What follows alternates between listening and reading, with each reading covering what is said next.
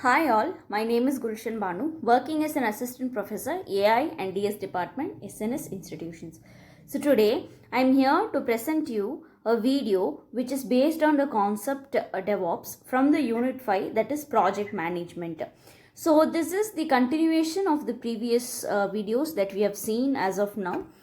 So yes, in the previous video we saw what are the core objectives of DevOps is, and how we can improve those collaborations, how we can foster the development, how we can make different kinds of software delivery and its reliability. Next, we saw certain key methodologies like CI and CD and automation techniques and all. Next, we saw what is continuous life cycle that is associated with it. So, in today's video, we will just see the continuations of what is DevOps and how it is associated with it. So, what is DevOps? It is nothing but it is generally the coordination of development and operation. So what does it do is it promotes different set of process, different set of process and methods from different kinds of development, IT operations and quality assurance. So why do we need DevOps?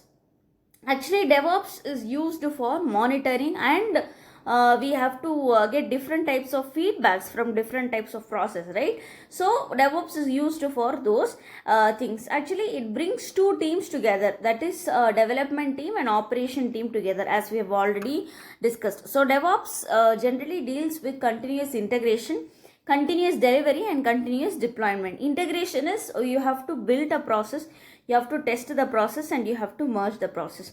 Continuous delivery is nothing but you have to do the process continuously without any kind of risk factors or any kind of drawbacks, etc.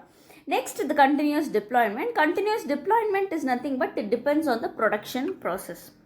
Now, so how we can define these DevOps processes? It is actually generally kind of slow and risky in its development process, and it lacks some of the DevOps architecture, and it is poor in some of the integrations, and it becomes very difficult when you don't have any kind of continuous monitoring process. Okay, so generally it will be difficult because you combine two teams together, right? So it will be difficult for you for doing a DevOps process when you have different kinds of conflicts, when you have different kinds of operations, or when you have different kinds of conflicts between the developers, testers, etc.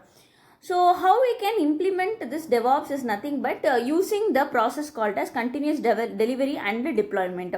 So this continuous delivery and deployment is based on CI/CD pipeline. CI/CD pipeline is nothing but you have to code a process, you have to build a process, then you have to test the process.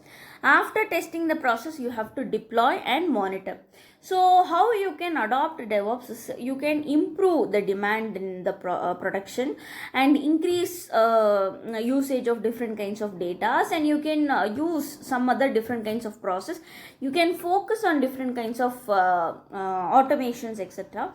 And there are wide availability of virtualizations, etc. So what is the actual motivation of this DevOps is nothing but it is actually simple, fast, and the failure rate is low, and it reduces the risk of doing anything, etc. So now how we can what is the DevOps architecture and how it is evolved is, as I've already explained you, it is something which is related with planning a project. After planning, you have to deal with the coding. After coding process, you have to build it, test it. After that, you have to release it. After deploying, you have to operate it and monitor it. So for these process, you will be using different kinds of tools, that is GitHub, CI/CD, Jenkins, or Selenium, or Docker, or Nagios. All these kinds of process are associated with this DevOps. So these kinds of DevOps are generally faster and continuous deployment will be done, and you can improve the system reliability also. So this is what about DevOps process and automation delivery of a DevOps is all about. So I have included some of the references links so that you can refer and you can learn. So here is one of the simple question that if you want you can answer. You can also answer, the answer is also given in the display itself, so you can answer if you want. So yes, this is all about DevOps and the process of DevOps. In the next video I'll be meeting you out with some other different video. As of now, thank you, have a good day.